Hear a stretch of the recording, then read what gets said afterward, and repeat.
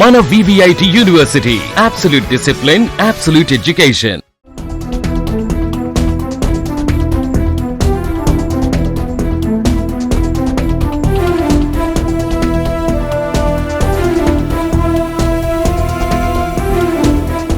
సూర్యాపేట జిల్లాలో కలకలం రేపుతా ఉన్న బీఆర్ఎస్ నేత మధు హత్యకు సంబంధించి పాత కక్షలే హత్యకు దారితీసిన ప్రాథమికంగా పోలీసులు అయితే నిర్ధారణకు వచ్చిన పరిస్థితి. ఆ కోణంలోనే పోలీసులు విచారిస్తున్నారు.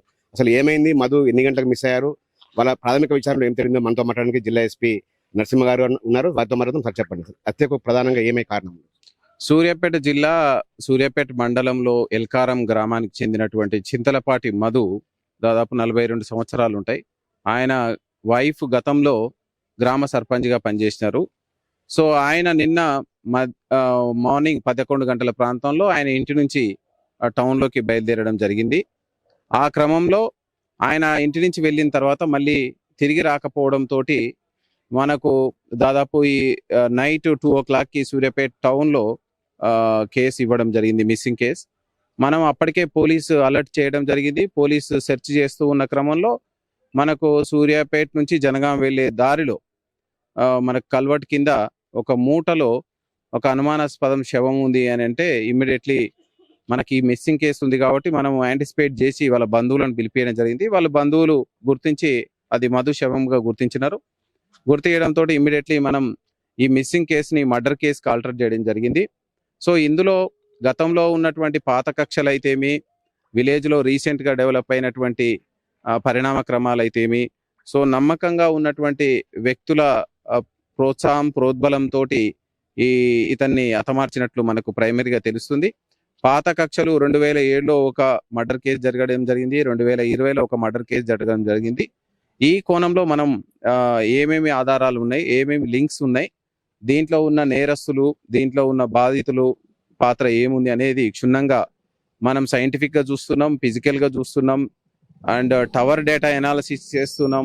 అన్నీ చేసి ఇందులో నేరస్తులు ఎవరు కూడా తప్పించుకోకుండా కఠినంగా శిక్షలు పడేటట్టు మనం ప్లాన్ చేస్తున్నాం. సో ఈ ప్లాన్ తర్వాత మనము విలేజ్లో ఉన్నటువంటి యువతకు కూడా చెప్పడం జరిగింది. సో ఇలాంటి అఫెన్సులు చేసుకుంటే ఖచ్చితంగా తీవ్రమైనటువంటి నేరాలు నమోదవుతాయి, శిక్షలు పడతాయని. సో ఈ కేసును కూడా మనం తీవ్రంగా తీసుకొని ఉరిశిక్ష కానీ జీవిత శిక్ష కానీ పడేటట్టు, ఎంతమంది నేరస్తులు ఉంటే వాళ్ళందరి మీద పడేటట్టు మనము కృషి చేయడం జరుగుతుంది.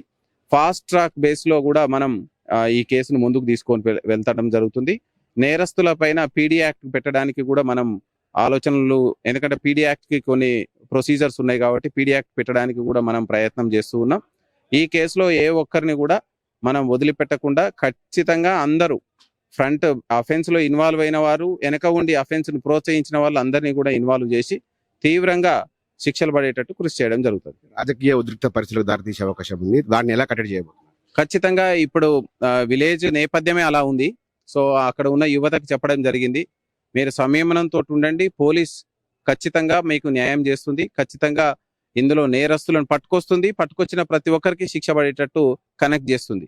మీరు చట్టాన్ని చేతిలోకి తీసుకుంటే మళ్ళీ మీ మీద కేసులు నమోదు అవుతాయి కాబట్టి ఆల్రెడీ అక్కడ పోలీసుని మోహరించడం జరిగింది, యువతను కూడా మనం అభ్యర్థించడం జరిగింది, బంధువులను కూడా అభ్యర్థించడం జరిగింది. సో అదంతా మనం చూసుకొని మనం ముందుకెళ్ళడం జరుగుతుంది. Thank you very much sir. ఇది నమ్మకస్తుల వ్యక్తుల ప్రోద్బలంతోనే ఈ హత్య దారితీసినట్టయితే ప్రాథమికంగా అంచనా వేస్తున్నాము. ఖచ్చితంగా ఎవరైతే ఇందులో నిందితులు ఉన్నారో వారందరిపైన కఠిన కారాగార శిక్ష పడే విధంగా, అదేవిధంగా ఫాస్ట్ ట్రాక్ కోర్టు ఏర్పాటు చేసేందుకు కూడా కృషి చేస్తామని కూడా ఎస్పీ చెప్తున్నారు. యువకులు కూడా, గ్రామస్తులు యువకులైతే అందరూ సంయమనం పాటించాలి, పోలీసులకు సహకరిస్తే కనుక ఖచ్చితంగా వాళ్ళకి న్యాయం చేసి తీరుతాము. ఏదైతే కుటుంబం ఉందో, ఎవరైతే మృతి చెందిన మధు కుటుంబం, ఖచ్చితంగా న్యాయం జరిగే విధంగా చర్యలు తీసుకుంటామని కూడా ఎస్పీ నరసింహ గారు చెప్తా ఉన్నారు.